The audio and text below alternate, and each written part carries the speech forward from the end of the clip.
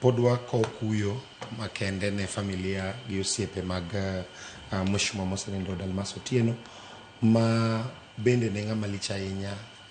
Danyango ne ng'ama lich kabisa ndalone mane otiyo ne jorongo kod joka magambo duto and South Nyanza in general, promoting education, okelo universities kacha, okelo technical colleges kacha, kendo kata mana weche mag riwo mine, economic empowerment, no okelo nyaka bank miluongo ni Dhabiti, omiyo oserve tamne maber kendo dak ngimane maber mar konyo oganda. Omiyo wakwa mana Nyasaye mondo oket chunye kama okwe kendo mondo oho familia mare kuom lal magibedo godo. Ok adwa dhi kuma buka dhiye mar wacho weche maricho wi ng'ama osenindo. Ng'ama oseserve higni 80 otim ok inyal sani ok e saa mar wacho weche machalo kamago.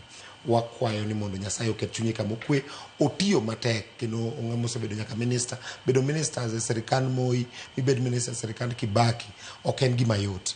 It's not mean achievement. Omiyo mid Nyasaye ket chunye kama okwe. Wachna mogik en ni mana ka gima ne mbaka mane wago kawuono ni mondo ji owuog oko. Wan kaka Muhoroni constituency wadhi temo kabisa mondo wa encourage jo IBC kata kochuno ni koro wanyalo kata chip in gimoro matin mondo mi wa support gi kaka ginyalo chopo e liete, ginyalo chopo machiegni e centers mang'eny ne jomoko. Kan gima ne wadwa wacho bende giparane kaka ginyalo keto voter registration obed mayot, kata kaka ginyalo tero transfer obed e mbui, kata kata gikete obed as easy as possible ne japiny. Sirikal bende